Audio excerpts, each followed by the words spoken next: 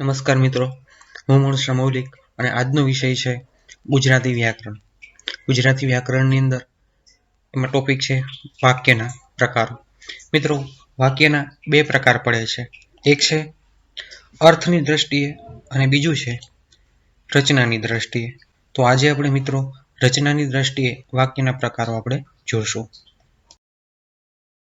રચનાની દ્રષ્ટિએ મિત્રો વાક્યના પ્રકારની અંદર પણ પેટા પ્રકાર તરીકે 3 પ્રકાર પડે છે. પ્રથમ છે સાદું વાક્ય, બીજું છે સંયુક્ત વાક્ય, ત્રીજું છે સંકુલ વાક્ય કે મિશ્ર વાક્ય.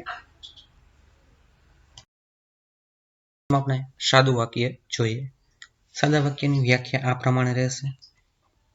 જે વાક્યમાં એક જ કર્તા, કર્મ અને ક્રિયાપદવાળી રચના હોય તેને સાદું વાક્ય કહેવાય. આપણે ઉદાહરણ દ્વારા સમજીએ.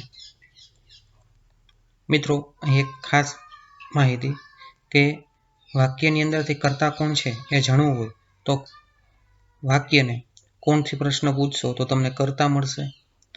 કર્મ જાણવું હોય તો શુંથી પ્રશ્ન પૂછશો તો તમને કર્મ મળશે. બરાબર?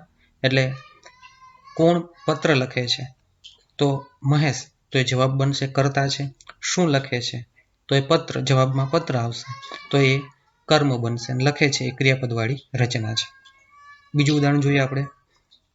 મોહિત હોકી રમે છે તો મોહિત એ કર્તા છે, હોકી છે એ કર્મ છે, રમે છે એ ક્રિયાપદવાળી રચના છે.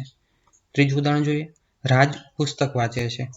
રાજ છે એ કર્તા છે, પુસ્તક છે એ કર્મ છે, જ્યારે વાંચે છે એ ક્રિયાપદવાળી રચના છે. ચોથું ઉદાહરણ જોઈએ. રમેશ કાર ચલાવે છે તો રમેશ છે એ કર્તા છે, કાર એ કર્મ છે અને ચલાવે છે એ ક્રિયાપદવાળી રચના છે. પાંચમું ઉદાહરણ જોઈએ કે મેં પરીક્ષા આપી નહીં. મેં એ કર્તા છે, પરીક્ષા એ કર્મ છે, જ્યારે આપી નહીં એ ક્રિયાપદવાળી રચના છે. આપણે હવે સંયુક્ત વાક્ય જોઈએ. તો સંયુક્ત વાક્યની વ્યાખ્યા આ પ્રમાણે રહેશે કે જ્યારે જોડાયેલા વાક્યો વ્યાકરણની દ્રષ્ટિએ સમાન મોભાના હોય, એટલે એકબીજાની સાથે સ્વતંત્ર રીતે ટકી શકે એવા હોય, બંને વાક્ય મુખ્ય હોય ત્યારે તેને સંયુક્ત વાક્ય કહેવાય. જે સંયુક્ત વાક્યની અંદર જે સંયોજક છે એ આ પ્રમાણે રહેશે. સંયોજક અને, ને, પણ, અથવા, એટલે, માટે, તેથી આના સિવાય પણ મિત્રો સંયોજકના શબ્દો હશે. આપણે ઉદાહરણ દ્વારા સમજીએ. પ્રથમ ઉદાહરણ છે પાણીને ચમચીથી ચાખી જો કે પાણી કેવું લાગે છે.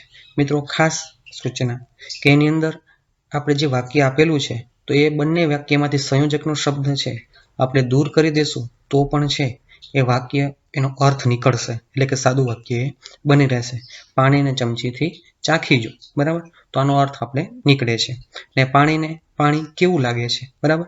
સંયોજકનો શબ્દ કે છે આપણે દૂર કરીએ, જેના આધારે છે આખું વાક્ય છે સ્વતંત્ર રીતે ટકી શકે છે, એટલા માટે છે એ સંયુક્ત વાક્ય બને છે. ખાસ સંયુક્ત વાક્ય છે સંયોજકના શબ્દથી એ જોડાયેલું હશે. બીજું ઉદાહરણ જોઈએ. નર્મદા પહાડો વચ્ચેથી નીકળે છે અને ખંભાતના અખાતને મળે છે.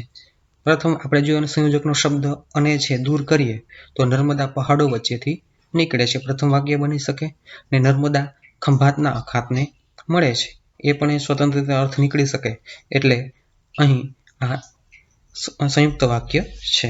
ત્રીજું ઉદાહરણ જોઈએ. તે નિષ્ફળ ગયો પણ હિંમત હાર્યો નથી. અહીં સંયોજકનો શબ્દ પણ છે અને પણને આપણે દૂર કરીએ તો તે નિષ્ફળ ગયો, તો આપણે એનો અર્થ નીકળી શકે તે હિંમત હાર્યો નથી, એનો પણ અર્થ નીકળી શકે. એટલે બંને વાક્ય છે સ્વતંત્ર રીતે ટકી શકે એવા છે, એટલા માટે એ સંયુક્ત વાક્ય બને છે. ઉદાહરણ 4 જોઈએ. આજે બાળકો તેને મળ્યા નથી, એટલે આ તક મળતા તેની સાથે થોડું ખેલી લેશે, મળી લેશે. અહીં સંયોજકનો શબ્દ અને એટલે છે, એટલા માટે અહીં આપણે સ્વતંત્ર એના બંને અર્થ નીકળશે. આજે બાળકો એને મળ્યા નથી એ પ્રથમ વાક્ય બની શકે, ને આ તક મળતા એની સાથે થોડું ખેલી લેશે, મળી લેશે એ એનું બીજું વાક્ય બનશે. એટલે બંને વાક્ય છે સ્વતંત્ર રીતે ટકી શકે એવા છે, એટલા માટે છે એ સંયુક્ત વાક્ય બને છે. આગળનું આપણે ત્રીજું વાક્ય જોઈએ. વાક્ય અથવા મિશ્ર વાક્ય, એની વ્યાખ્યા આ પ્રમાણે રહેશે. જ્યારે જોડાયેલા વાક્યોમાંથી એક મુખ્ય વાક્ય હોય અને બીજું ગૌણ વાક્ય હોય અને સંયોજક વડે આ બંને વાક્યો જોડાયેલા હોય ત્યારે એને સંયુક્ત કે મિશ્ર વાક્ય કહેવાય. સંયોજકના શબ્દો મિત્રો આ પ્રમાણે હશે: જો તો, જ્યારે ત્યારે, જેમ તેમ, જેવું તેવું, જે તે. આના સિવાય પણ મિત્રો અન્ય શબ્દ હોઈ શકે. ઉદાહરણ દ્વારા આપણે સમજીએ. જ્યારે તે આવશે ત્યારે તે જમશે. મિત્રો ખાસ કે આગળ આપણે જેમ સંયુક્ત વાક્ય જોયું હતું તો બંને વાક્ય સ્વતંત્ર ઊભાના હતા, સ્વતંત્ર ટકી શકે એવા હતા. પરંતુ અહીં છે એ થોડુંક ફરક પડશે. અહીં પ્રથમ વાક્ય એ મુખ્ય વાક્ય હશે, જ્યારે બીજું વાક્ય છે એ ગૌણ વાક્ય હશે. એટલે ઉદાહરણ દ્વારા જોઈએ તો જ્યારે તે આવશે ત્યારે તે જમશે. એ જ્યારે તે આવશે એ આપણું પ્રથમ વાક્ય રહેશે, જ્યારે ત્યારે જમશે એ આપણું બીજું વાક્ય અને ગૌણ વાક્ય બનશે. અને સંયોજકના શબ્દો આપણે કહીશું જ્યારે ત્યારે. બીજું ઉદાહરણ, જેમ ભગવાન મહાકાલ કરાવે તેમ આપણે કરવું. અહીં સંયોજકના શબ્દો આપણે કેવા હોય તો જેમ તેમ. જેમ ભગવાન મહાકાલ કરાવે એ આપણું પ્રથમ વાક્ય છે અને મુખ્ય વાક્ય છે. એના હવે તેમ આપણે કરવું એ દ્વિતીય વાક્ય છે અને ગૌણ વાક્ય છે. અને સંયોજકના શબ્દ આગળ જોયું એમ જેમ તેમ.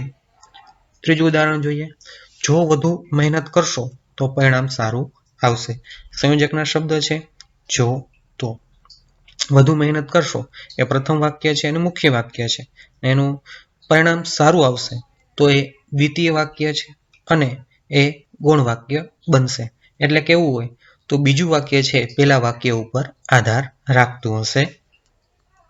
ઉદાહરણ 4, જો વરસાદ પડશે તો ગારો થશે.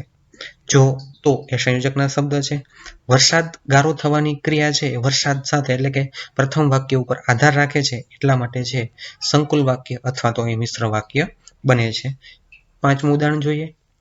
જ્યાં સુધી મારામાં જીવ છે ત્યાં સુધી હું લડતો રહીશ. જ્યાં ત્યાં એ સંયોજકના શબ્દો છે. અહીં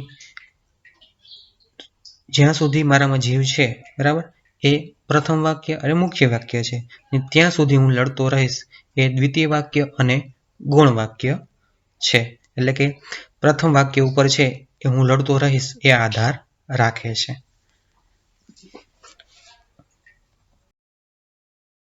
આભાર મિત્રો.